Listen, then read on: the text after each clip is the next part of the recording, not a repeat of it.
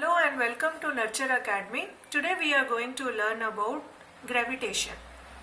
See, a force of gravity will act when any body will have mass, and when two bodies are near to each other or even they are far away from each other, they attract each other with some kind of force.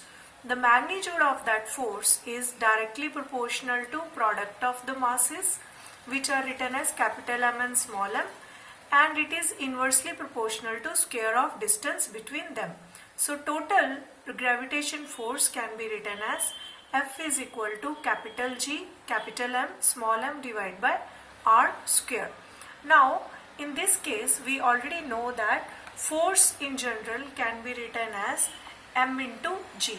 When we equate this expression with this expression, we will get the value of acceleration due to gravity, which is small g. We can say it is equal to gm divided by r square.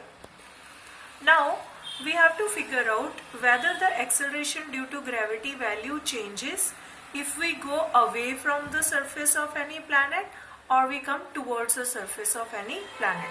First thing, we have established very clearly that acceleration due to gravity depends upon mass of the planet directly proportional to mass.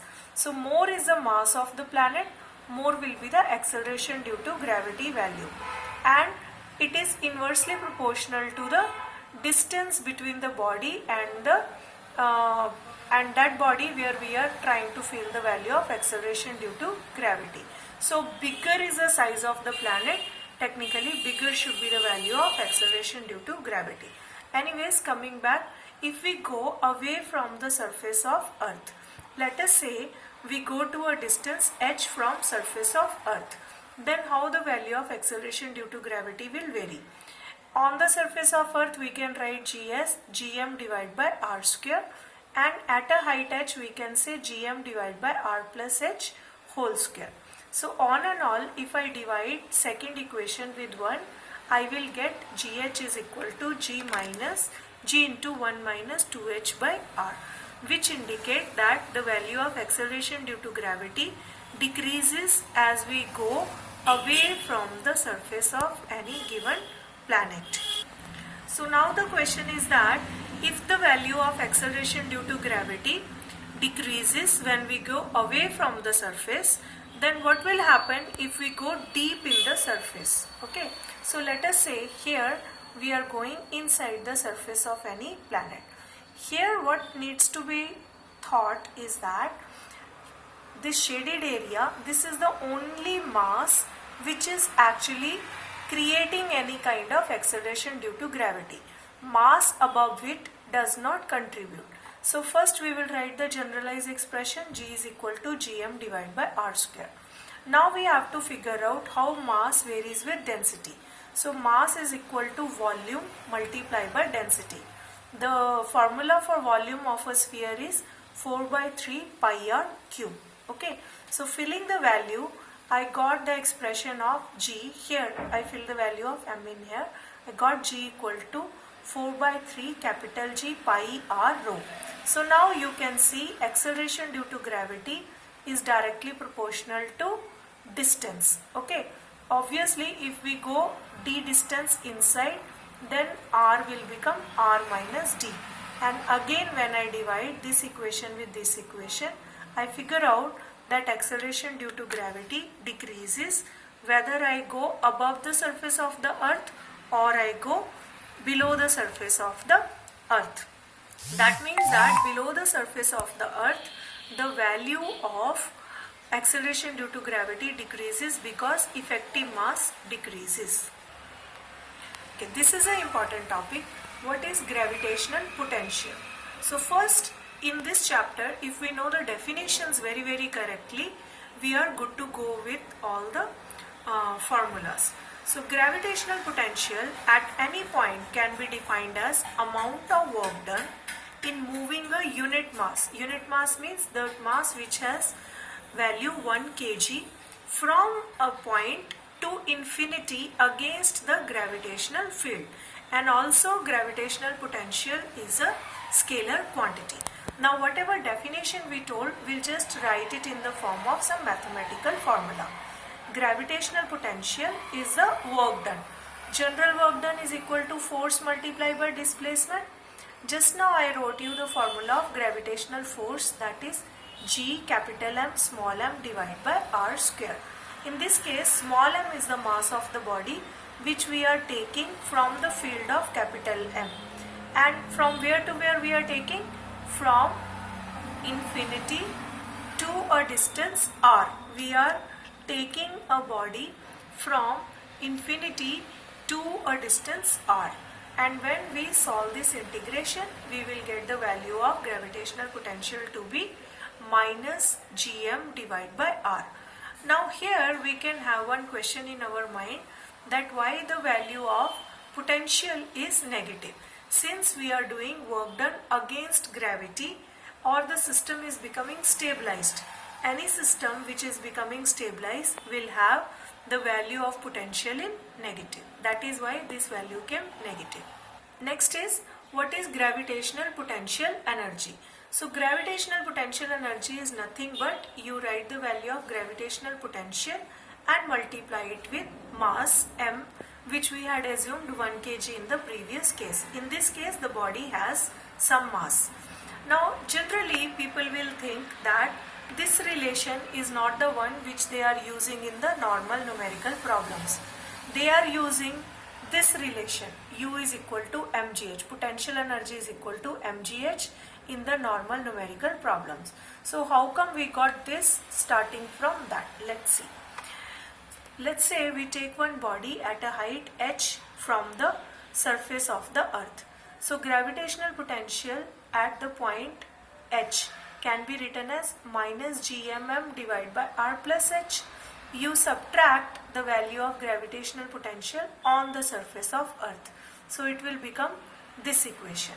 And after solving this equation, I will get this value gmm divided by r into r plus h.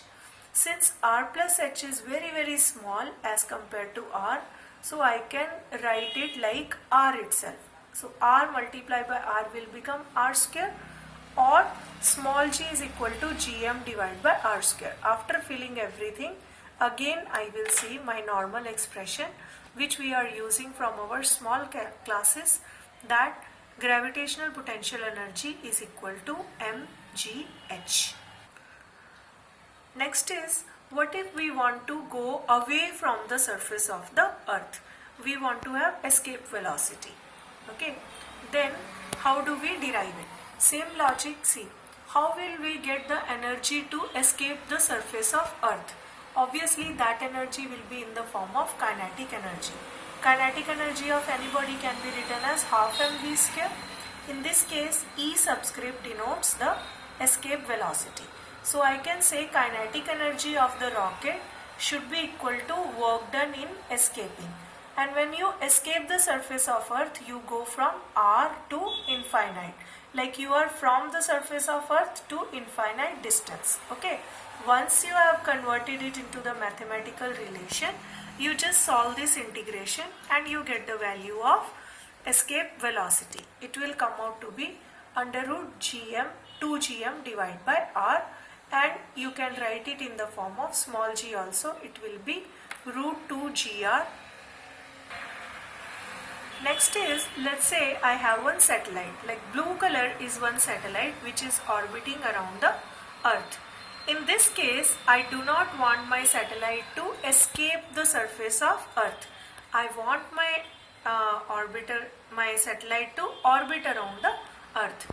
And we know very clearly, when anybody revolves in one circle, that time there is one type of force which is known as centripetal force, which will try to pull it towards the center. The value of centripetal force can be written as mv square upon r. Okay, this centripetal force is balanced by gravitational force, and that is why the satellite does not fall on the surface of earth. So this expression is very simple. You equate centripetal force with the gravitational force.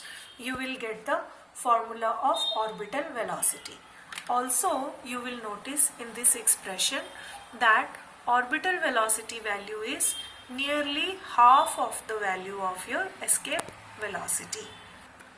Now satellites. Satellites can be of many types, but for this module we will see only geostationary satellite and polar satellites.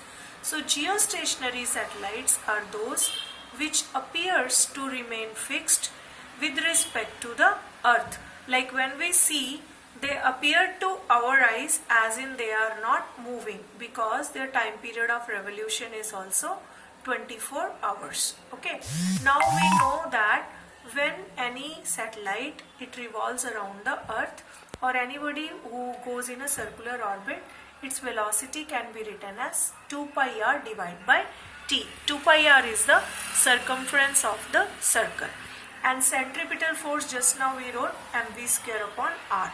On putting the value of v from here to here, we can calculate the value of force. We can say F is equal to, so we reach to this expression after filling the value of v into this expression. Also we know that gravitational force on a satellite can be written as gmm divided by r square. So you equate these two equations and we will get the value of radius. Radius means not the radius of the earth. In this case, r will tell you the value of distance from the earth, so that this satellite will remain stationary. In this expression you can notice t will be equal to 24 hours, same as that of the time period of revolution of earth. Value of capital M is constant, that is mass of earth. Value of capital G is constant, that is gravitational constant. 4 is constant, pi is constant. So from here you can find the distance. It will come approximately 4200 km when the satellite will appear stationary. Next are polar satellites. These are like pole stars. They are launched in such a way so that the satellite doesn't move. It will remain on the pole of the earth, and it will just keep on revolving around the earth in north to south orbit, okay, over the earth's pole. And these satellites are positioned in such a way that they are around 800 km above the poles of the earth. So these type of satellites are extremely good in mapping and surveying type of satellites. On and all, satellites have become, very important part in our life, because as you can see, so many uses are there. With the help of satellites we can do navigation, we can have an idea about the weather. So many things we can do with the help of satellites. Okay, so thank you very much. This is all in this module. Please like, share and subscribe our channel for many more videos like this. Thank you.